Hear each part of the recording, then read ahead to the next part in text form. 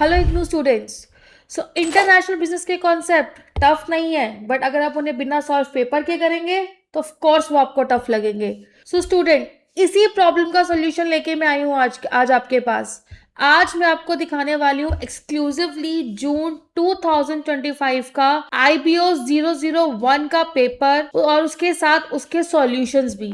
तो इस वीडियो को आप एंड तक जरूर देखना और इसका कोई भी पार्ट मिस मत करना। तो चलिए, अपनी स्क्रीन पे देख सकते हैं स्टूडेंट, ये आपका post graduation diploma in international business operations and master of commerce का पेपर है। जून 2025 IBO 001 international business environment. 3 hours का आपका पेपर आता है, टोटल 100 मार्क्स का, और आपको दोनों ही पार्ट्स को अटेम्प्ट करना है एज पर द इंस्ट्रक्शंस। तो चलिए, सबसे पहले आते हैं हम पार्ट ए पर। पार्ट ए में आपको टोटल 6 क्वेश्चंस दिए हुए हैं, जिसमें से आपको किसी 4 पर कमेंट करना है स्टेटमेंट्स पर। फर्स्ट आपको क्या स्टेटमेंट दी हुई है? Basic functions, process and technique of a international business are essentially the same as those involve in a domestic business.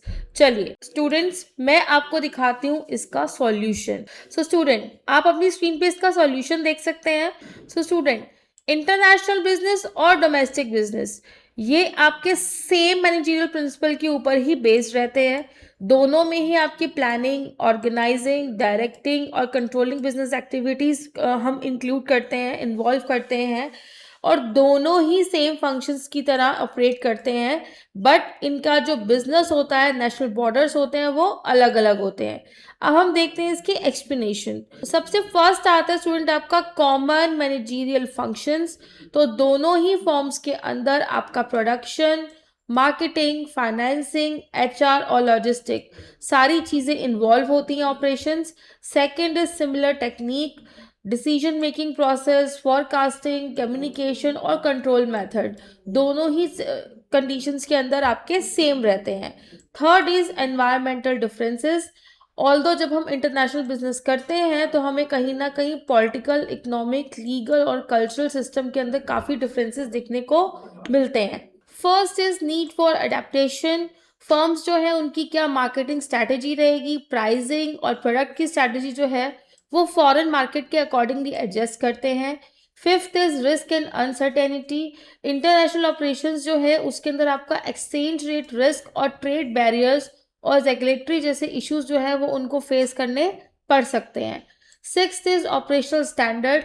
तो एक क्वालिटी कंट्रोल, कॉस्ट मैनेजमेंट और प्रोडक्टिविटी टेक्निक्स जो है वो सेम ही रहती हैं, वो चेंज नहीं होती। तो ये जो आपकी स्टेटमेंट दी हुई थी ये करेक्ट स्टेटमेंट है, क्योंकि जो आपके बिजनेस फंक्शन करने का जो फाउंडेशन होता है वो दोनों ही केसेस के अंदर आपका सेम ही रहता है। पर अगर कुछ वेरिएशन आता भी है तो वो सब उसकी एक्सटर्नल एनवायरनमेंट की वजह से आता है, जो कि आपके क्रॉस द कंट्री डिफर हो सकता है। अब हम आते हैं इसके सेकंड पॉइंट पर, जिसका सेकंड क्वेश्चन है, sorry, global environment exert influence over domestic as well as overseas operation of a company. तो जो आपका ग्लोबल एनवायरनमेंट है उसमें आपके international economic trend, world financial system, global institution और टेक्नोलॉजिकल डेवलपमेंट आते हैं।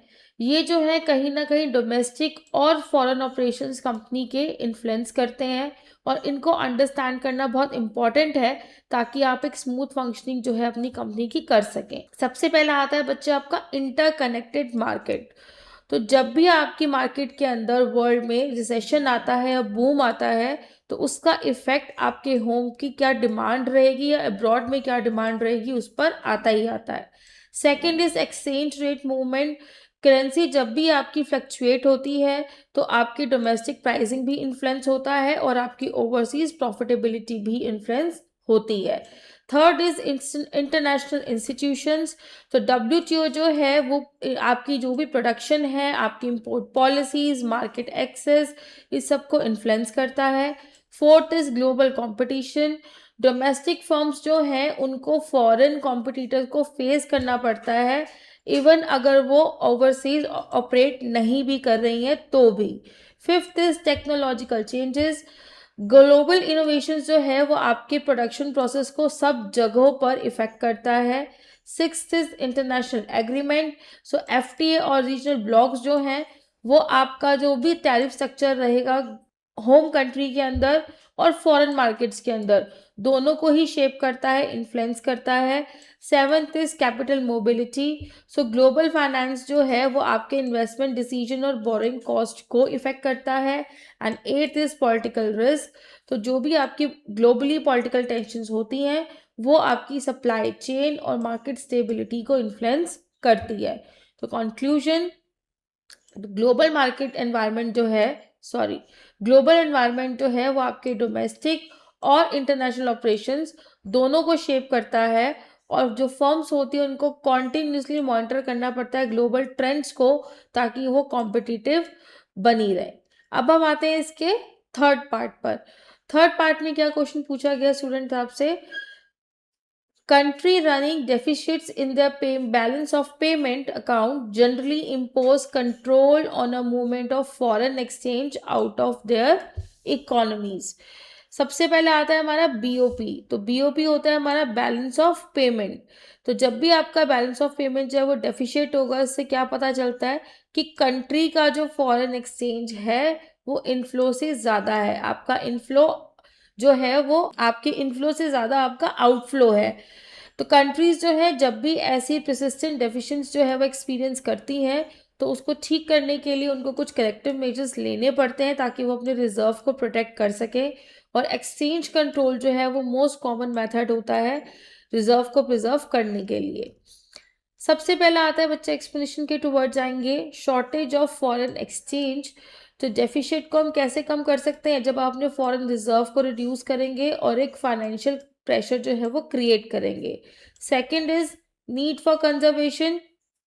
एक्सचेंज कंट्रोल करने के लिए आपको अपने फॉरेन एक्सचेंज को प्रिजर्व करना पड़ेगा सिर्फ असेंशियल यूज के लिए ही। Third is restriction on payment. Government जो है फॉरेन ट्रैवल, रेमिटेंस और नॉन एसेंशियल इंपोर्ट पे जो है वो लिमिट लगा देती है। Fourth is prioritization. जितने भी आपके एसेंशियल गुड्स होते हैं जैसे कि आपका मेडिसिन, रॉ मटेरियल और मशीनरी, इनको प्रायोरिटी बेसिस पे रखा जाता है। Fifth is import licensing. जो फर्म्स होती हैं उनको परमिशन लेनी पड़ती है इंपोर्ट करने के लिए ताकि अननेसेसरी आउटफ्लो ना हो। Sixth is control on capital outflow. तो जितने भी आपके सिटीजन्स हैं उनके ऊपर कुछ रिस्ट्रिक्शंस लगाई जाती हैं सिटीजन्स ऑफ फर्म्स पर, ताकि वो अपनी कैपिटल को अब्रॉड सेंड ना करें। Seventh is stabilisation method. तो ये आपकी करेंसी की स्टेबिलिटी को मेंटेन करने में हेल्प करता है और आपके बीओपी बैलेंस को रीस्टोर करता है। Eighth is administrative monitoring. तो सेंट्रल बैंक्स जो होते हैं वो मॉनिटर करते हैं और जो भी आपकी फॉरेन एक्सचेंज ट्रांजैक्शंस होती है उनको अप्रूव करते हैं। तो in conclusion this statement is correct, क्योंकि जो आपका एक्सचेंज कंट्रोल होता है वो एक वाइडली यूज मेजर है आपके बीओपी को करेक्ट करने का, और ये आपके फॉरेन एक्सचेंज रिजर्व को प्रोटेक्ट करके रखता है और इंश्योर करता है कि इकोनॉमिक स्टेबिलिटी जो है वो बनी रहे। नेक्स्ट आते हैं स्टूडेंट अपने नेक्स्ट पार्ट पर। तो theory of comparative advantage provide the basis for trade. चलिए सॉल्यूशन देखते हैं हम। सो कंपैरेटिव एडवांटेज की जो थ्योरी थी ये आपके डेविड रिकार्डो ने डेवलप करी थी। ये एक फंडामेंटल थ्योरी है जिसमें उन्होंने एक्सप्लेन किया है कि इंटरनेशनल ट्रेड होता ही क्यों है। So it emphasis relative efficiency difference between a countries rather than a absolute production cost. अब रिलेटिव एफिशिएंसी प्रिंसिपल क्या है? कंट्रीज जो हैं जो स्पेशलाइज होती हैं गुड्स को प्रोड्यूस करने में at a lower cost, mutual benefit दोनों ट्रेडिंग कंट्रीज जो है वो गेन कर सकती है अगर एक एब्सोल्युटली ज़्यादा एफिशिएंट हो ऑल गुड्स को बनाने में, तब भी। Third is specialisation. प्रोडक्शन जो है वो शिफ्ट हो जाती है गुड्स की जहाँ पे कंपैरेटिव एडवांटेज ज़्यादा होता है। Fourth is increased output. Global production जो है वो इंक्रीज हो सकती है, राइज हो सकती है जब आप रिसोर्सेज का सही तरीके से एलोकेशन करें। Fifth is export import logic. तो कंट्रीज जिनको एडवांटेज गुड्स होते हैं उनको एक्सपोर्ट करती हैं और जो डिसएडवांटेज गुड्स होते हैं उनको इंपोर्ट करती हैं। Labour productivity basis. तो रिकार्डो ने लेबर को as a sole factor use किया है कि उसी की वजह से ही आपके कॉस्ट डिफरेंसेस जो है वो आते हैं। जहाँ पे लेबर चीप होगी वहाँ पे आपके प्राइजेस भी कम होंगे। Seventh is trade pattern determination. So comparative advantage जो है वो ये प्रिडिक्ट करता है कि कौन से गुड्स जो है वो बेस्ट रहेंगे ईच कंट्री में ट्रेड करने के लिए। And eighth is foundation of modern trade. तो ये मॉडर्न थ्योरीज जो है वो इसी कोर आइडिया के ऊपर ही बिल्डअप है। तो ये जो आपकी स्टेटमेंट है ये करेक्ट है, बिकॉज कंपैरेटिव एडवांटेज जो है वो लॉजिकली एक्सप्लेन करता है स्पेशलाइजेशन और ट्रेड बेनिफिट को, और ये एक सेंट्रल जस्टिफिकेशन है फॉर इंटरनेशनल ट्रेड। चलिए, ये था स्टूडेंट आपका पार्ट ए। अब हम आते हैं अपने पार्ट बी पर। पार्ट बी में जो है आपको you have to attempt any 4 questions. अब हम आते हैं क्वेश्चन नंबर 2 पर। क्वेश्चन नंबर 2 आपसे क्या पूछा गया है? Define international business environment, also differentiate between micro and macro environments, and how does economic environment affect the business decision of a firm। चलिए इसका सॉल्यूशन देखेंगे स्टूडेंट। हम सबसे पहले हमसे डेफिनेशन पूछी गई है इंटरनेशनल बिजनेस एनवायरनमेंट की। तो जो भी आपका बिजनेस होता है वो क्या है? वो आपकी एक सेट ऑफ एक्टिविटीज़ है जो आपकी इंडस्ट्री या कॉमर्स से रिलेटेड होती है। और जब ये एक्टिविटीज़ जो है अक्रॉस द नेशनल बॉर्डर्स होती हैं तो ये आपका इंटरनेशनल बिजनेस बन जाता है। तो बेसिकली इसके अंदर आपके बेसिक फंक्शंस जो हैं वो चेंज नहीं होते, सिर्फ जो एनवायरनमेंट होता है, जिस एनवायरनमेंट में आप एक्टिविटीज़ कर रहे हैं वो चेंज होता है। अब हम आते हैं इसके मीनिंग पर। तो जनरल मीनिंग ऑफ एनवायरनमेंट क्या है? एनवायरनमेंट होता है आपकी आसपास की सराउंडिंग्स, जो बिजनेस जो आपके वेरियस एक्सटर्नल फैक्टर्स और फोर्सेस की वजह से बना है। Second is business environment definition. तो इसमें आपके एक्सटर्नल फैक्टर्स आते हैं और फोर्सेस आते हैं जो आपकी फर्म को सराउंड करते हैं और उसके डिसीजन और ऑपरेशन को इन्फ्लुएंस करते हैं। Third is international dimensions. तो ये जो फोर्सेस हैं ये आपके डोमेस्टिक, फॉरेन और ग्लोबल लेवल के ऊपर ऑपरेट होते हैं और ये आपके क्रॉस बॉर्डर बिजनेस डिसीजंस को अफेक्ट करते हैं और इन्हीं की वजह से ये बनाते हैं international business environment. Fourth is need for careful study. तो जो भी firm across the border business करना चाहती हैं उनको केयरफुली एनवायरनमेंट को स्टडी करना चाहिए, क्योंकि ये आपके बिजनेस को बहुत स्ट्रांगली इन्फ्लुएंस करते हैं। Fifth is unfamiliar foreign conditions. तो इंटरनेशनल बिजनेस एनवायरनमेंट जो है वो कॉम्प्लेक्स होता है, बिकॉज फर्म जो है वो कुछ अनफेमिलियर और डिफरेंट फॉरेन कंडीशंस के अंदर काम करती हैं जो कि आपकी डोमेस्टिक एनवायरनमेंट से फेमिलियर नहीं होती। Sixth is impact on decision and performance. तो ये जो इंटरनेशनल फोर्सेस हैं इनका बहुत ही स्ट्रॉन्ग इम्पैक्ट होता है आपके बिजनेस डिसीजंस पर और आपको इंटरनेशनल बिजनेस एनवायरनमेंट की एक अंडरस्टैंडिंग जो होती है वो बनानी पड़ती है ताकि आप अपने ऑर्गेनाइजेशन को सक्सेसफुली रन कर सकें। नेक्स्ट पार्ट में आपसे पूछा गया था student micro and macro environment के बीच में डिफ्रेंसिएशन। सो माइक्रो एनवायरनमेंट का मीनिंग क्या है आपका? कि वो फैक्टर्स जो आपके फर्म के इमीडिएट एनवायरनमेंट को डायरेक्टली इन्फ्लुएंस करते हैं। मैक्रो एनवायरनमेंट ये आपके ब्रॉडर एक्सटर्नल फोर्सेस हैं जो आपके ओवरऑल बिजनेस क्लाइमेट को इफेक्ट करते हैं। Second point is the element. तो इसमें आपके suppliers, intermediaries, service organisations, competitor और कस्टमर इंक्लूड होते हैं।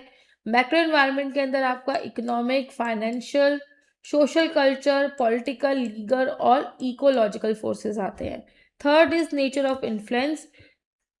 तो ये डायरेक्ट और स्पेसिफिक जो भी आपके ऑपरेशनल डिसीजंस होते हैं उनको इन्फ्लुएंस करते हैं, अफेक्ट करते हैं।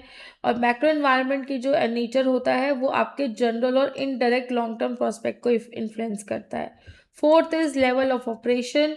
सो माइक्रो एनवायरनमेंट जो है वो आपके close to the firm operate करता है और मैक्रो एनवायरनमेंट जो है वो आपका डोमेस्टिक, फॉरेन और ग्लोबल लेवल के ऊपर ऑपरेट करता है।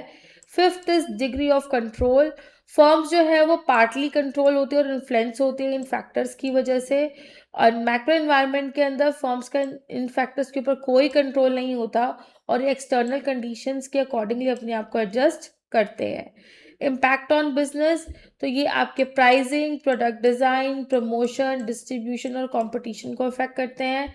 मैक्रो के अंदर आपकी economic condition, policies, opportunity threads and market environment effect होता है। माइक्रो का फोकस एरिया क्या होता है आपका, ये बिजनेस रिलेशन और ऑपरेशनल लिंकेज के ऊपर मेन फोकस रखते हैं। और मैक्रो के अंदर आपका focus economic trend, social pattern, regulation और ग्लोबल फोर्सेस पर होता है। नेक्स्ट पूछा गया था बच्चों आपसे इकोनॉमिक एनवायरनमेंट और बिजनेस डिसीजंस। तो first is market size and nature. Economic environment जो है वो हेल्प करता है फर्म को ये जानने के लिए कि मार्केट जो है वो कितनी बड़ी है और उसका नेचर किस तरीके का है, और उसी के बेसिस पे वो डिसीजन लेते हैं कि वो उस मार्केट में एंटर करेंगे या उसको अवॉइड करेंगे। Second is entry decisions. तो वो इन सब क्वेश्चंस के आंसर जब वो डिटरमाइन कर लेते हैं, देन डिसाइड करते हैं कि क्या वो फॉरेन मार्केट के अंदर एंटर करेंगे या नहीं। Third is choice of strategy, कि आपकी मार्केटिंग और ऑपरेशनल स्ट्रैटेजीज जो है वो क्या रहेंगी ताकि आप अपने बिजनेस को सक्सेसफुली रन कर सकें। Fourth is level of development. So high economic development का मतलब है कि वहाँ पर डिमांड भी हाई होगी और इंफ्रास्ट्रक्चर जो है वो बेटर होगा, तो आपको वो एनकरेज करेगा एनवायरनमेंट एंट्री करने के लिए। अगर आपकी लो डेवलपमेंट होगी तो दैट मीन्स वहाँ पे डिमांड भी लो होगी और कॉस्ट उसकी हायर होगी। Fifth is income and market segmentation. तो आपका GNP that is gross national product and per capita income जो है वो गाइड करते हैं कि आपकी प्रोडक्ट की क्या रेंज रहेगी, क्या प्राइसिंग होगी और टारगेट सेगमेंट क्या रहेगा। Sixth is sectoral composition. तो जो भी आपका जीएनपी का डिस्ट्रीब्यूशन है that is gross national product का एग्रीकल्चर और मैन्युफैक्चरिंग के अंदर, तो वो डिसाइड करता है कि आपका प्रोडक्ट फोकस किस पे रहेगा, फार्म इनपुट्स पे रहेगा या इंडस्ट्रियल गुड्स पे रहेगा। Seventh is expenditure pattern and infrastructure. तो जो भी आपका पैटर्न और इंफ्रास्ट्रक्चर होता है, चाहे वो ट्रांसपोर्ट है, फाइनेंस है, कम्युनिकेशन है, वो आपके डिस्ट्रीब्यूशन चैनल और लॉजिस्टिक कॉस्ट को इन्फ्लुएंस करता है। सो इन शॉर्ट कंक्लूजन पर आते हैं हम। सो इंटरनेशनल बिजनेस एनवायरनमेंट जो है वो आपके एक्सटर्नल मोस्टली आपके अनकंट्रोलेबल फोर्सेस के ऊपर ऑपरेट करता है, चाहे वो डोमेस्टिक है, फॉरेन है, चाहे वो ग्लोबल लेवल पे ऑपरेट कर रहा है। और ये जो आपके माइक्रो और मैक्रो डिस्टिंक्शन है क्लैरिफाई करता है कि आपके इमीडिएट फैक्टर्स और वाइडर फोर्सेस कौन कौन से होंगे। चलिए अब हम आते हैं अपने क्वेश्चन नंबर थर्ड पर। क्वेश्चन नंबर थर्ड में आपसे पूछा गया है explain the modern theory of trade. चलिए सॉल्यूशन देखते हैं हम। सो बेसिकली आपकी क्लासिकल और न्यो क्लासिकल जो थ्योरीज हैं वो एक्सप्लेन करती हैं कि जो भी हम ट्रेड करते हैं वो हम कंपैरेटिव एडवांटेज और फैक्टर एडॉनमेंट के अंडर करते हैं ताकि आपका एक परफेक्ट कंपटीशन मिल सके और आपको एक कांस्टेंट रिटर्न ऑफ स्केल मिले। पर एक्चुअल वर्ल्ड ट्रेड के अंदर जो है आपका एक स्ट्रॉन्ग प्रोडक्ट डिफ्रेंसिएशन होना चाहिए, इकोनॉमी ऑफ स्केल और इंट्रा इंडस्ट्री स्केल जो है वो सिमिलर कंट्रीज के बीच में रखना चाहिए। इस पैटर्न को हमें समझने के लिए इकोनॉमिक्स ने डेवलप किया था मॉडर्न थ्योरीज ऑफ ट्रेड को। फर्स्ट आते हैं हम departure from classical new classical assumptions. First is market structure change. जो मॉडर्न थ्योरीज हैं वो एज्यूम करते हैं कि जितनी भी आपकी मोनोप्लास्टिक और ऑलियोप्लास्टिक कंपटीशन है वो कंपटीशन के लिए परफेक्ट नहीं होता। Second is product differentiation. Firms जो है उनको डिफ्रेंशिएटेड प्रोडक्ट्स प्रोड्यूस करने होते हैं ना कि होमोजीनियस गुड्स, जिससे हर फर्म को जो है एक मार्केट पावर मिलती है। Third is economy of scale.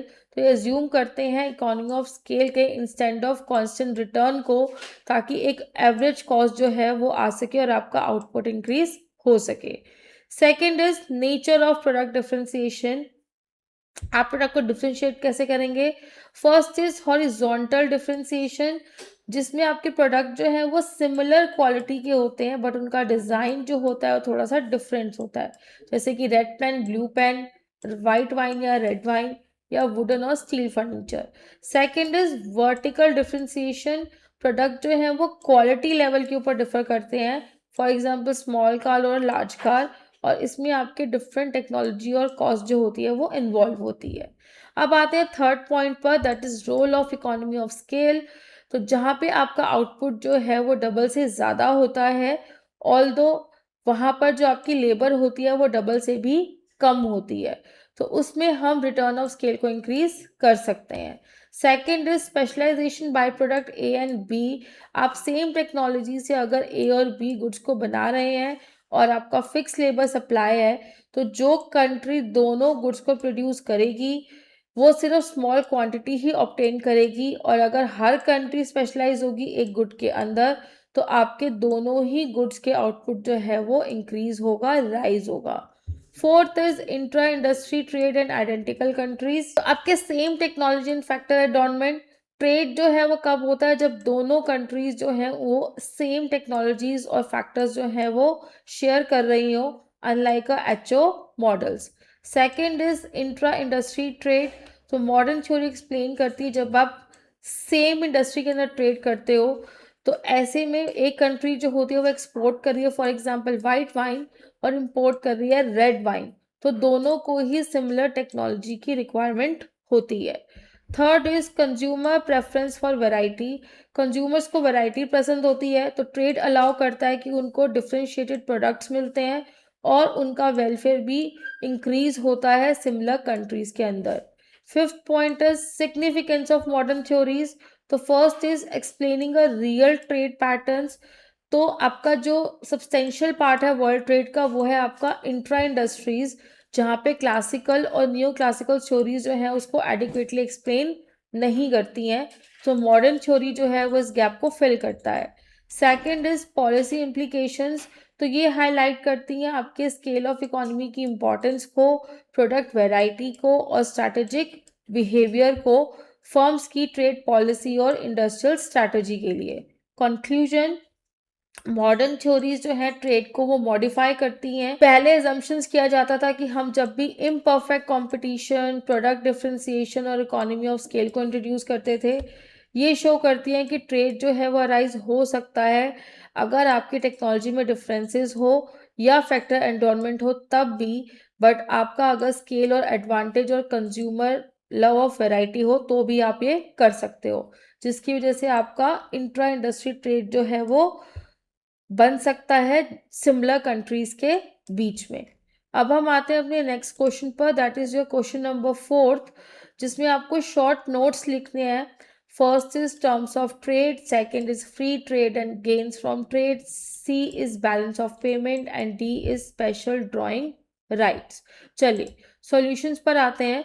सबसे पहला था बच्चों हमारा terms of trade. So terms of trade क्या होता है, ये एक्सप्रेस करता है रिलेशनशिप को किसके बीच में, कि जो कंट्री एक्सपोर्ट कर रही है उसके प्राइजेस और इंपोर्ट के प्राइजेस को। तो ये दिखाता है कि कंट्री की जो परचेजिंग पावर है वो कितनी है और वो कितना रेस्ट ऑफ द वर्ल्ड से एक्वायर कर सकता है। अब हम आते हैं इसकी एक्सप्लेनेशन पर। First is meaning. तो ये क्या शो करता है कि आप कितने यूनिट्स जो है वो इंपोर्ट कर रही है country in exchange for 1 unit of export. Price ratio, हम इसको कैसे एक्सप्रेस करते हैं, ratio of export price index to import price index into 100। Third is commodities terms of trade.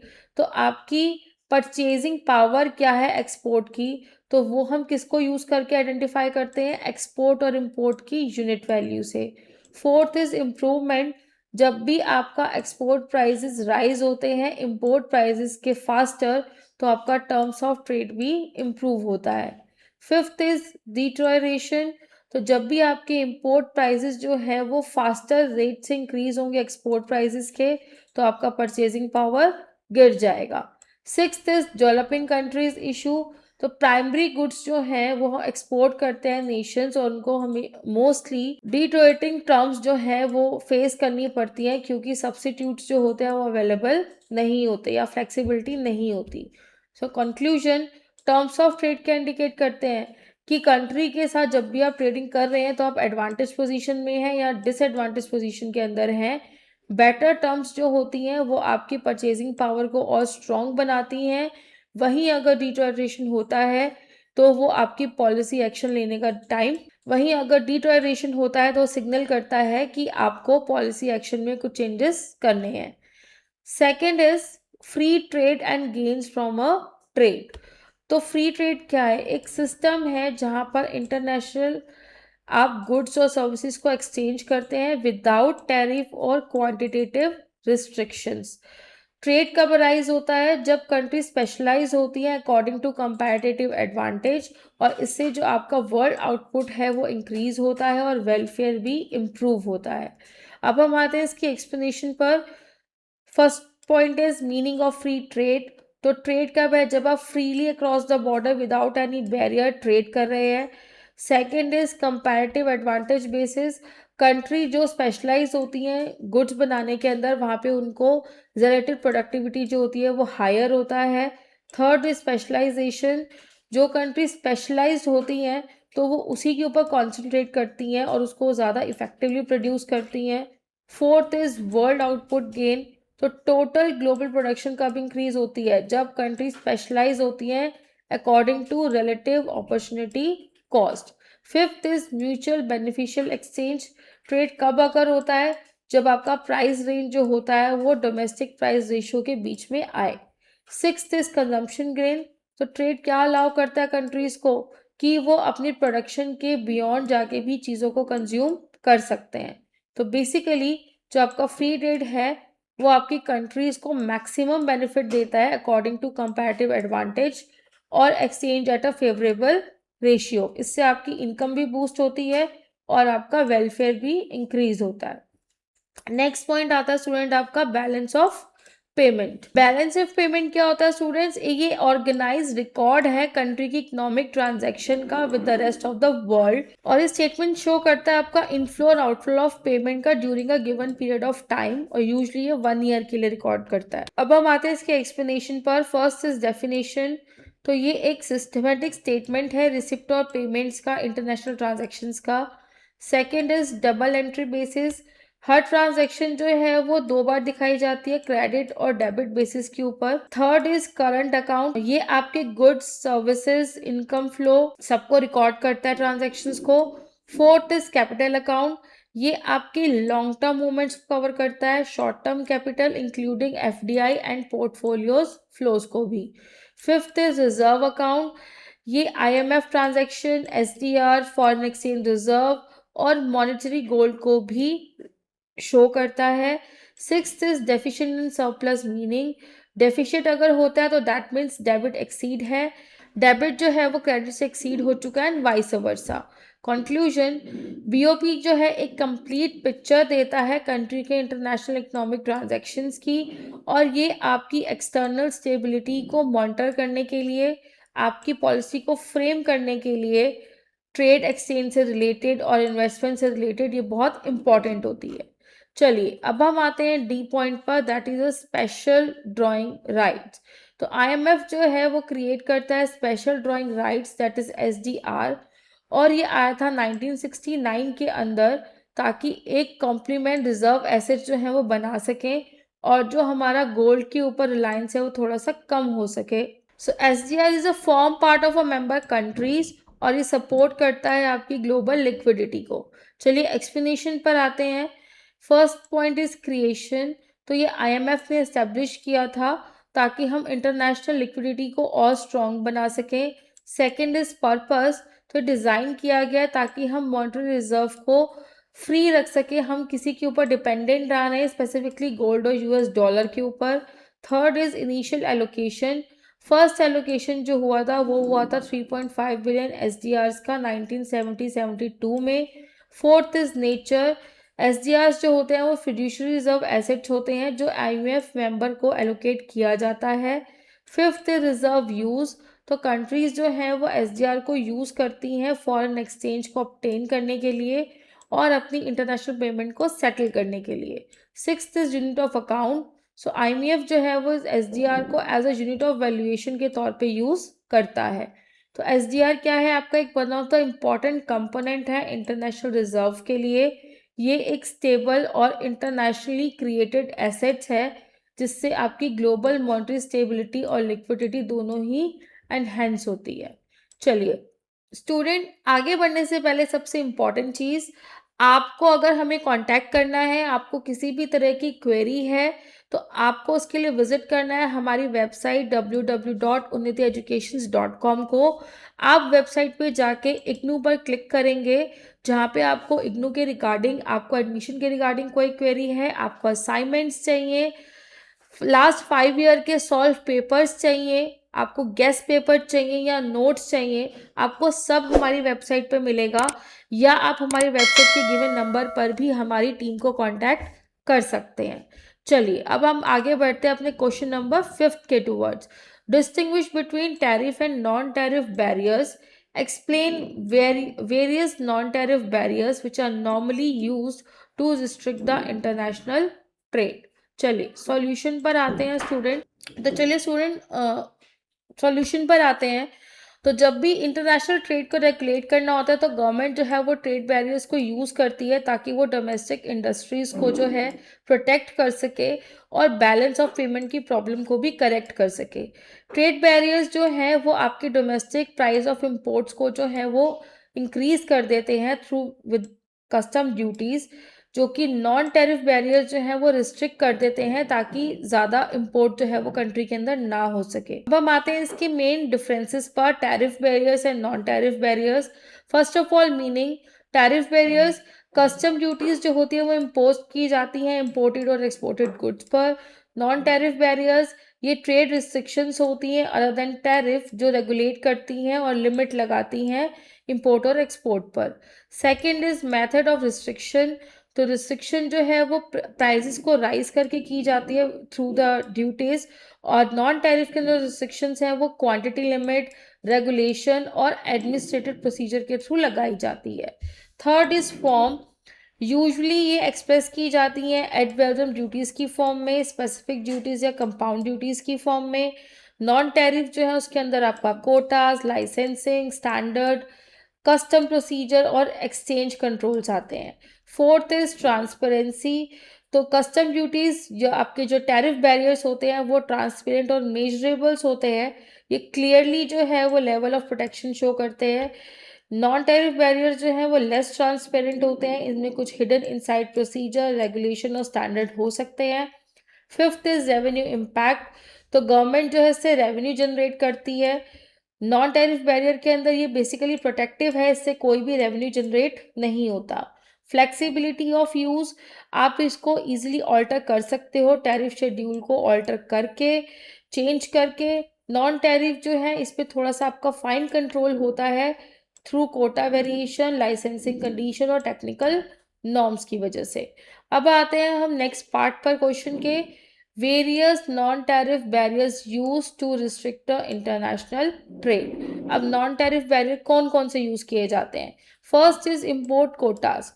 Import quotas क्या है कि आप एक मैक्सिमम क्वांटिटी और वैल्यू जो है वो गुड की फिक्स कर देते हो कि आप ड्यूरिंग अ टाइम पीरियड इससे ज़्यादा प्रोडक्ट जो है वो इम्पोर्ट नहीं कर सकते। एक बार कोटा अपनी मैक्सिमम पोजीशन पे पहुंच जाता है तो उसके बाद इंपोर्ट जो है वो अलाउ नहीं होता। तो कोटा जो है वो एक एब्सोल्यूट प्रोटेक्शन देता है डोमेस्टिक इंडस्ट्रीज को ताकि उनका डायरेक्टली फॉरेन कंपटीशन जो है वो थोड़ा सा कम हो सके। Second is import licensing. कुछ गुड्स जो हैं वो आप उनको जब लाइसेंस मिलने के बाद ही इंपोर्ट करा सकते हैं और ये आपको गवर्नमेंट इशू करती है। लाइसेंसिंग अथॉरिटीज़ जो होती है वो मे बी रिस्ट्रिक्ट कर सकती है कि नंबर ऑफ लाइसेंस पर, और इम्पोज कर सकती है स्ट्रिक्ट एलिजिबिलिटी कंडीशंस को। तो इससे इम्पोर्टर्स जो है उनके लिए डिफ़िकल्ट हो जाता है कि वो फॉरेन गुड्स को मार्केट के अंदर लेकर आ सके। Third is voluntary export restraints, that is VER। तो ये बेसिकली एक अरेंजमेंट है जिसके अंदर जो एक्सपोर्टिंग कंट्री होती है वो वॉलेंट्री रिस्ट्रिक्ट कर रही है कि पर्टिकुलर क्वांटिटी ऑफ एक्सपोर्ट जो है वो इम्पोर्टिंग कंट्री से मंगवाने के लिए। तो VER जो है वो कॉमनली आपका टेक्सटाइल, स्टील और ऑटोमोबाइल्स में यूज़ होता है, जहाँ पे इंपोर्टिंग नेशंस जो हैं वो अपने डोमेस्टिक प्रोड्यूसर्स को प्रोटेक्ट करके रखना चाहते हैं। Fourth is technical standards and sanitary measures. Government जो है टेक्निकल क्वालिटी, सेफ्टी, हेल्थ और पैकेजिंग स्टैंडर्ड्स जो है वो इंपोर्ट गुड्स पे लगाती है, और ये जो मेजर्स होते हैं कंज्यूमर के वेलफेयर के लिए होते हैं, और उनको इसलिए भी फ्रेम किया जाता है ताकि जो फॉरेन गुड्स हैं वो कंप्लाई ना कर पाएँ और जिससे उनकी जो एंट्री है वो लिमिटेड रहे। Fifth is custom procedure and valuation practice. तो जो भी आपके डॉक्यूमेंटेशन होते हैं कस्टम्स वो काफ़ी कॉम्प्लेक्स होते हैं, क्लियरिंग प्रोसीजर हो गया, आर्बिट्री वैल्यूएशन हो गया, तो इम्पोर्ट प्राइजेस, तो ये एज अ बैरियर के तौर पे काम करते हैं। समटाइम्स डिले, इंस्पेक्शंस हो रही हैं या एक्सेसिव फॉर्मेलिटीज़ हैं, तो इससे आपकी जो कॉस्ट होती है इम्पोर्ट की वो इंक्रीज़ हो जाती है और फॉरेन सप्लायर्स जो होते हैं फिर वो डिस्करेज हो जाता है कि वो आगे इम्पोर्ट नहीं करते। Sixth is foreign exchange control, कि जितनी भी आपकी फॉरेन एक्सचेंज है वो गवर्नमेंट एलोकेट करती है सिर्फ प्रायोरिटी इम्पोर्ट्स को ही। जब वो फॉरेन एक्सचेंज को रिफ्यूज़ कर देते हैं कुछ कमोडिटीज़ के ऊपर, तो वो इनडायरेक्टली रिस्ट्रिक्ट कर देते हैं या एंटायरली स्टॉप कर देते हैं उन प्रोडक्ट्स का जिनको बैन किया गया है। Conclusion, tariff and non tariff barriers जो हैं ये दोनों ही इंटरनेशनल ट्रेड को रेगुलेट करते हैं, बट एनटीबीज नॉन टैरिफ बैरियर्स जो हैं आज की डेट में बहुत इंपॉर्टेंट रोल प्ले करते हैं एज अ टैरिफ। इन सबको समझना, उनके forms, quota, licensing, exchange control, standard and procurement rule को आज की डेट में बहुत ही इंपॉर्टेंट और असेंशियल है। चलिए अब हम आते हैं नेक्स्ट क्वेश्चन नंबर 6 पर। क्वेश्चन नंबर 6 क्या पूछा गया स्टूडेंट आपसे, what do you mean by globalisation, describe various forces of globalisation and do you think that India has entered the globalisation era significantly. चलिए सॉल्यूशन पर आते हैं स्टूडेंट। ग्लोबलाइजेशन क्या है आपका, बेसिकली जो भी हमारी इंटीग्रेशन, क्लोजनेस या इंटरडिपेंडेंस है दूसरी कंट्रीज के साथ, किसके थ्रू, ट्रेड इन गुड्स और सर्विसेज के थ्रू या आपकी क्रॉस बॉर्डर इन्वेस्टमेंट्स या rapid spread of a technology की वजह से। ये आपकी प्रोडक्शन, फाइनेंस और मार्केट को लिंक करता है across the countries, so that की जो डेवलपमेंट्स हैं वो दूसरे वर्ल्ड के पार्ट को भी इन्फ्लुएंस कर सके। और ये जो प्रोसेस है ये आपके एनवायरनमेंट को शेप करता है जहाँ पे कंपनी और फर्म्स जो हैं वो ऑपरेट कर रही होती हैं। अब आता है आपका ग्लोबलाइजेशन का मीनिंग। तो ग्लोबलाइजेशन क्या है, बेसिकली एक प्रोसेस है जिसमें हम जो भी इकोनॉमिक एक्टिविटी कर रहे हैं अक्रॉस द नेशनल बॉर्डर्स और एक वर्ल्ड इकोनॉमी क्रिएट करने की कोशिश कर रहे हैं जहाँ पे गुड्स, सर्विसेज, कैपिटल, टेक्नोलॉजी और लेबर को मूव करने की फ्रीडम होती है। ये रिफ्लेक्ट करता है आपका राइजिंग शेयर ऑफ ट्रेड को और कैपिटल फ्लो को वर्ल्ड आउटपुट के अंदर, और ये आपकी ग्लोबल प्रोडक्शन को भी मैनेज करता है बाय लार्ज कॉरपोरेशंस के थ्रू। अब आते हैं various forces of globalisation. First is expansion of world trade. तो ग्लोबलाइजेशन जो है वो किसके थ्रू हो रही है, वो क्योंकि हमारा जो वर्ल्ड ट्रेड है वो धीरे धीरे एक्सपैंड हो रहा है जिससे हमारा वर्ल्ड आउटपुट जो है वो और ज़्यादा ग्रो हो रहा है।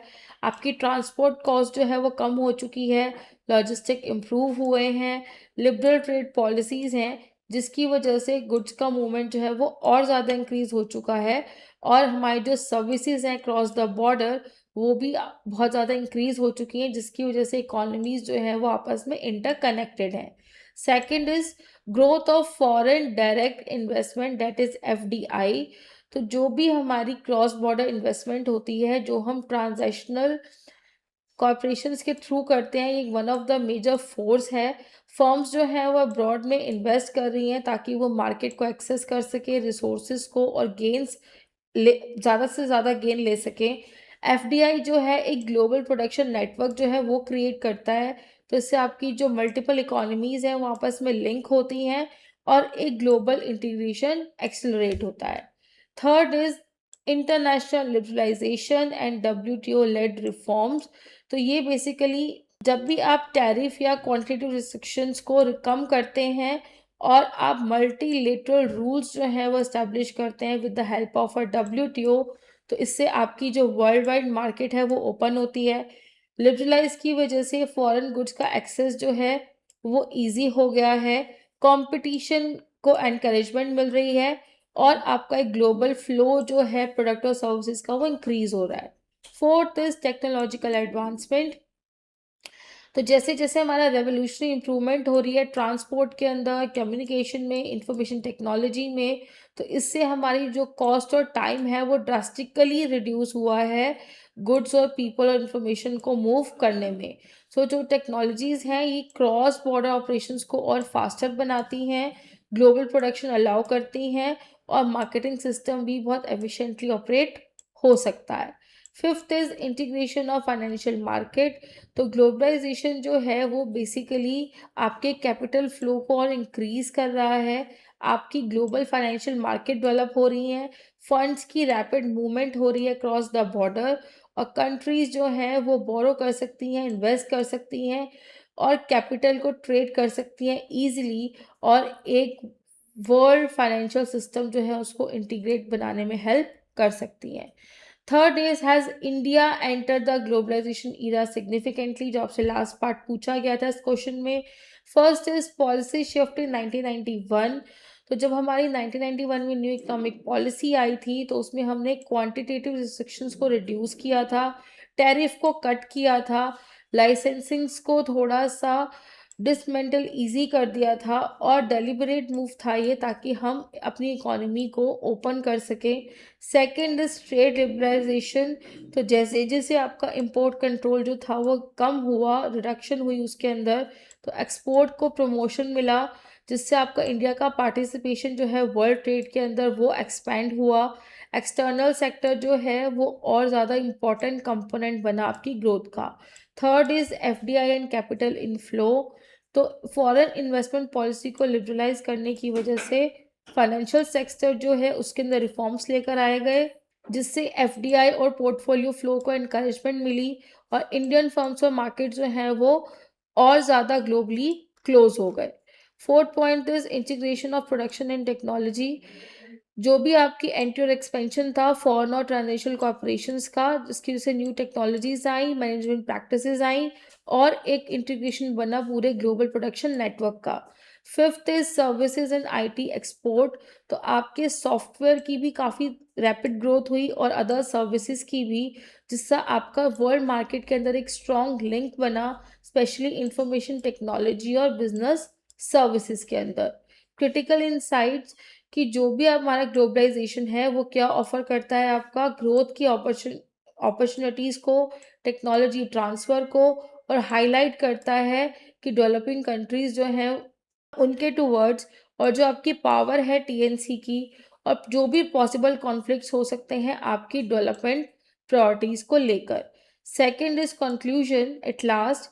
तो इंडिया पॉलिसी जो है उसने रिफॉर्म किया था 1991 से, और उसके बाद से उसका जो ग्लोबली ट्रेड है वो काफ़ी ज़्यादा ग्रो कर रहा है, फाइनेंस में भी, टेक्नोलॉजी के अंदर भी, और ये आपका एक फॉर्मली बहुत बड़ा मूव था ग्लोबलाइजेशन ईरा के टूवर्ड्स, जिससे जो चैलेंजेस हैं उसको मैनेज करना भी। Seven question is what is a TNC, why do firms become transnational, discuss the main advantage and disadvantage of TNC operation for the host country and the home country.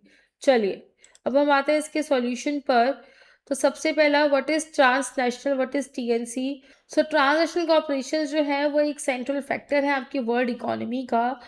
जैसे जैसे हमारी production unit और एफिलिटीज़ जो हैं दूसरी countries के अंदर जो है वो आ रही हैं, तो इससे हमारा जो कंट्रोल है वो सेंट्रलाइज्ड हो रहा है, और ये एक वर्ल्ड ट्रेड को ऑर्गेनाइज कर रहे हैं लार्ज स्केल पर, इन्वेस्टमेंट को भी और टेक्नोलॉजी ट्रांसफ़र को भी।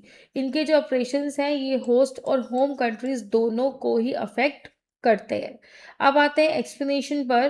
तो टीएनसी क्या है? टीएनसी एक कंपनी है जिसकी सब्सिडरीज होती हैं लार्ज नंबर ऑफ कंट्रीज़ के अंदर, जो एक सेंट्रल हेडक्वार्टर से उसको कंट्रोल किया जाता है सारी कंट्रीज़ को, और ये गाइड करती है। इनका मेन ऑब्जेक्टिव क्या होता है कि आपको ग्लोबली प्रॉफिट का मैक्सिमाइजेशन ज़्यादा से ज़्यादा करना है। ये टिपिकली जो होती हैं काफ़ी लार्ज और मल्टी प्रोडक्ट और टेक्नोलॉजी इंटेंसिव एंटरप्राइजेस होती हैं। रीजंस की जो फर्म्स जो हैं वो क्यों ट्रांसनेशनल बनती जा रही हैं। First reason is to expand the market. तो ये फॉरेन मार्केट को सर्व कर रही है directly rather than through a export. Second is to reduce tariff. तो जब आप फॉरेन मार्केट में प्रोड्यूस करते हैं तो फर्म जो है वो टैरिफ वॉल को एक तरह से जम कर लेती है और ट्रेड बैरियर्स को भी उनको फेस नहीं करना पड़ता। Third is to exploit technological advantage. तो जब आप अपनी प्रोडक्शन अब्रॉड में इस्टेब्लिश करते हैं तो फर्म जो है वो टेक्नोलॉजी को यूज़ भी कर सकती है और प्रोटेक्ट भी कर सकती है। Fourth is to minimise tax and exchange rate risk. तो ये एडवांटेज लेती है चीप लेबर का और रॉ मटेरियल का, and fifth is to benefit from a host country incentive, तो जैसे टैक्स कंसेशन और इन्वेस्टमेंट सब्सिडीज जो होती है वो उनको मिलती हैं। अब आते हैं एडवांटेजेस क्या हैं। एडवांटेजेस फॉर होस्ट कंट्रीज, तो first is capital inflow and investment. TNC जो है वो एफडीआई लेकर आता है, प्रोडक्टिव एसेट्स बनाता है। सेकेंड इज टेक्नोलॉजिकल ट्रांसफर, तो ये वर्ल्ड टेक्नोलॉजी में एक लार्ज शेयर जो है वो ओन करते हैं और न्यू प्रोडक्ट्स, प्रोसेस और मैनेजमेंट प्रैक्टिसेस जो है वो इंट्रोड्यूस करते हैं। Third is employment generation and skill, तो टीएलसी जो है वो लोकल वर्कर को और मैनेजर्स को ट्रेन करती है। फोर्थ इज एक्सपोर्ट प्रमोशन, तो बहुत सारी ऐसी टीएनसी हैं जो होस्ट करती हैं इकोनॉमीज को ग्लोबल प्रोडक्शन के नेटवर्क के अंदर और सपोर्ट करती हैं एक्सपोर्ट को। Fifth is infrastructure and linkage effect, तो सब कॉन्ट्रैक्टिंग और सप्लायर रिलेशनशिप्स जो है वो लोकल एंटरप्राइजेस के साथ स्टिमुलेट कर सकते हैं। नेक्स्ट पॉइंट था आपका डिसएडवांटेज बताने थे कि जो होस्ट कंट्रीज के डिसएडवांटेजेस क्या होते हैं। First point, TNC may divert the scarce resources into a non-essential high profit consumer goods rather than a basic needs. Second is कि जो उनकी मार्केट पावर है, ब्रांड प्रमोशन है, रिसर्च एंड डेवलपमेंट है, वो उनके की सेक्टर्स को डोमिनेट करती है और वो लोकल फर्म की अपॉर्चुनिटीज को लिमिटेड बना देती है। थर्ड इज कि वो मे बी एडवांस टेक्नोलॉजी को ट्रांसफ़र करने में थोड़े से रेकुलेंट होते हैं और वो अपने क्रिटिकल रिसर्च एंड डेवलपमेंट को होम कंट्रीज़ के अंदर ही रखते हैं। फोर्थ इज क्योंकि वो रिस्ट्रिक्टिव बिजनेस प्रैक्टिसेस और ट्रांसफ़र प्राइसिंग इसके थ्रू वो टैक्सेस को अवॉइड कर सकते हैं और वो होस्ट कंट्री के अंदर अपने प्रॉफिट जो है वहाँ से शिफ्ट कर सकते हैं। फिफ्थ इज कि अगर आपके वीक बैकवर्ड और फॉरवर्ड लिंकेज है तो जिसकी वजह से एनक्लेव इंडस्ट्रीज जो हैं उनका डेवलपमेंट इम्पैक्ट जो होता है वो काफ़ी लिमिटेड रहता है। इफेक्ट्स ऑन होम कंट्री, अब होम कंट्री पे क्या इम्पैक्ट होता है। फर्स्ट इज कि जो आपके रिसोर्सेज और जॉब्स हैं वो आपके अब्रॉड जो है वो शिफ्ट हो सकते हैं जहाँ पे आपकी लेबर जो है वो चीप रहेगी और जिसकी वजह से होम में अनएम्प्लॉयमेंट हो सकती है। सेकंड इज आपकी टैक्स पेमेंट्स जो है वो रिड्यूस हो सकती हैं होम कंट्री के अंदर जब आप प्रॉफिट जो है वो ट्रांसफ़र प्राइसिंग के थ्रू शेयर करेंगे। थर्ड इज आपके रिलैक्स एनवायरनमेंट स्टैंडर्ड्स जो हैं वो एनकरेज करता है आपका पॉल्यूशन इंटेंसिव प्रोडक्शन को, एक ग्लोबल एनवायरनमेंट प्रॉब्लम जो है वो क्रिएट करता है। येट जो होम कंट्रीज हैं वो स्टिल हायर प्रॉफिट, रिपेट्रेटेड अर्निंग्स और ग्लोबल कॉम्पिटिटिवनेस जो है वो गेन करती हैं। एट लास्ट, क्रिटिसिज्म के बावजूद भी जो सपोर्टर्स है टीएनसी के वो हाईलाइट करते हैं एक पॉजिटिव रोल है कंट्रीज़ का कंट्रीज़ को डेवलप करने के अंदर, स्पेसिफिकली जैसे आपकी मलेशिया, थाईलैंड या कुछ लैटिन अमेरिकन इकोनॉमीज हो गई। कंक्लूजन, टीएनसी जो है वो एक बहुत ही पावरफुल एंटरप्राइजेस है जिसकी क्रॉस बॉर्डर एक्टिविटीज़ जो है वो मार्केट ड्रिवन होती है, एफिशिएंसी गेन होती है और टेक्नोलॉजिकल एडवांटेज जो है वो मिलता है। इनके ऑपरेशंस जो है उनकी वजह से कैपिटल, टेक्नोलॉजी और एक्सपोर्ट जो है वो होस्ट कंट्री के अंदर कंट्रीब्यूट होता है और ये एक डिपेंडेंसी क्रिएट कर देते हैं जिससे आपका एक एनवायरमेंटल या पॉलिसी कंसर्न्स को लेके इशू रेस हो सकते हैं। चलिए अब हम बढ़ते हैं अपने लास्ट क्वेश्चन के towards student. Question number 8, what were the main reasons for setting up the International Monetary Fund IMF? Has the IMF succeeded in achieving its objective? And enumerate the constraint faced by the IMF in carrying out its operation. चलिए solution पर आते हैं अब हम। So basically second world war के बाद जो था वर्ल्ड पेमेंट का जो सिस्टम था वो थोड़ा सा डिस्टर्ब हो गया था और उस टाइम में एक अर्जेंट रिक्वायरमेंट थी कि एक इंस्टीट्यूशन होना चाहिए जो वापस से एक इंटरनेशनली मॉनेटरी सिस्टम के अंदर स्टेबिलिटी लेकर आ सके। तो इंटरनेशनल मॉनेटरी फंड जो है वो ब्रेटन वुड्स ने 1944 में क्रिएट किया था एक एक्सचेंज स्टेबिलिटी और एक बैलेंस ग्रोथ को सपोर्ट और प्रमोट करने के लिए, ताकि जितने भी आपके मेंबर्स हैं उनको फाइनेंशियल असिस्टेंस मिल सके और वो बैलेंस ऑफ पेमेंट डिफिकल्टीज़ को फेस उनको ना करना पड़े। अब हम आते हैं इसका बैकग्राउंड कि रीजंस क्या थे आईएमएफ को सेटअप करने के लिए। तो वॉर के बाद जो हमारा वर्ल्ड पेमेंट सिस्टम था वो शैटर्ड हो चुका था।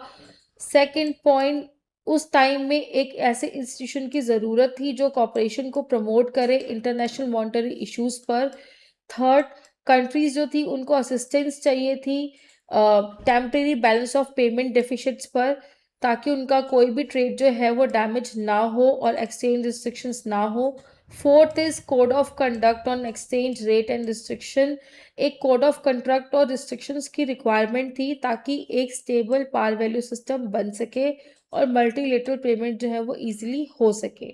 आईएमएफ का मेन ऑब्जेक्टिव क्या था? First is to promote international monetary corporation. वो उनको मॉनेटरी कॉर्पोरेशन कैसे कर रहे हैं? वो उनको मशीनरी प्रोवाइड कर रहे हैं थ्रू कंसल्टेशन और collaboration. Second is balance growth को फैसिलिटेट करना इंटरनेशनल ट्रेड के अंदर, और इसके लिए वो हाई एम्प्लॉयमेंट और रियल इनकम के थ्रू कंट्रीब्यूट करते हैं। Third is exchange rate stability को प्रमोट करना। Fourth is multilateral system of payment को फॉस्टर करना और एक्सचेंज रिस्ट्रिक्शंस को ख़त्म करना।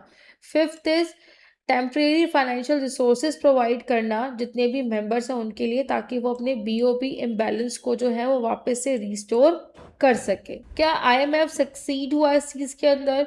तो फर्स्ट पॉइंट इज आईएमएफ ने फॉर्मुलेट किया और एडमिनिस्ट्रेट किया रूल्स को, एक्सचेंज रेट के और रिस्ट्रिक्शंस के रूल्स को, जिसमें उन्होंने मेंबर्स का सर्विलेंस भी किया और एक्सचेंज पॉलिसीज को भी सर्विलेंस किया। सेकंड इज मल्टीलेटरल पेमेंट को सपोर्ट किया with the help of code on current account convertibilities under Article 7 and 14. Third, उन्होंने प्रोवाइड करा फाइनेंशियल असिस्टेंट फैसिलिटीज़ को, रिजर्व और क्रेडिट प्रोवाइड किया, buffer stock financing, structural adjustment facilities और emergency assistance जो है वो मेंबर्स को दी ताकि वो बीओपी डिफ़िकल्टीज़ को टैकल कर सके। स्पेशल ड्राइंग राइट्स जो थे एसडीआर, उसको क्रिएट किया as a supplementary reserve asset, ताकि जो गोल्ड और यूएस डॉलर के ऊपर जो डिपेंडेंस है वो कम हो सके। फोर्थ आ जाता है, अब आपका लास्ट पूछा गया था, what are the constraint faced by the IMF in its operations. First is resource limitations. तो जो फंड है आपके ऑर्डिनरी रिसोर्सेज के, वो मेनली आपके मेंबर कोटा से ही आते हैं। तो आपको जो भी नीड होती है सप्लीमेंट की, वो आप बोरिंग अरेंजमेंट के थ्रू ही कर सकते हैं। तो कहीं ना कहीं वो जो एक लैंडिंग कैपेसिटी होती है उस पर लिमिट लग जाती है, स्पेशली जब लार्जर क्राइसिस होता है उस टाइम पर। Second is unequal voting power and governance. Voting rights जो है वो कोटा से रिलेटेड है। कंट्रीज जैसे बिग कंट्रीज हैं यूनाइटेड स्टेट्स, उनके पास वोटिंग शेयर्स जो है वो ज़्यादा हाई हैं। वहीं जो स्मॉल कंट्रीज या स्मॉल इकोनॉमीज हैं उनका इन्फ्लुएंस जो है वो बहुत ही कम है और डिसीजन मेकिंग में भी काफ़ी कॉन्स्टेंट जो है वो देखने को मिलता है। Third is conditionality and policy acceptance. तो आईएमएफ जो है वो अपनी असिस्टेंस किससे लिंक करता है? पॉलिसी कंडीशंस को और गाइडलाइंस कर देता है एडजस्टमेंट प्रोग्राम्स पर। वो इन कंडीशंस को रिवाइज करता है, गाइडलाइंस को रिवाइज करता है और इंश्योर करता है कि मेंबर जो है इससे कॉम्प्लाइंस करेंगे ताकि एक स्मूथली जो है वो प्रोग्राम का इम्प्लीमेंटेशन हो सके। Fourth is dependence on member domestic policy. जो भी फंड्स हैं वो पॉलिसी रिकमेंडेड होते हैं, उनका पूरा सर्विलेंस होता है, एक्चुअल इम्प्लीमेंटेशन जो है वो किया जाता है नेशनल गवर्नेंस के ऊपर। तो कोई भी डिले या फेलियर होता है डोमेस्टिक एडजस्टमेंट में तो उससे आईएमएफ का जो इफेक्टिवनेस है वो वीक हो जाता है, जो यूजली फिक्स्ड और फ्लेक्सिबल एक्सचेंज रेट रिजीम्स में देखने को मिलता है। Fifth is persistent global imbalance and volatile capital flow. So जो भी रैपिड इंटीग्रेशन हो रहा है कैपिटल मार्केट का, इसकी वजह से एक न्यू चैलेंज जो है वो फेस करना पड़ रहा है।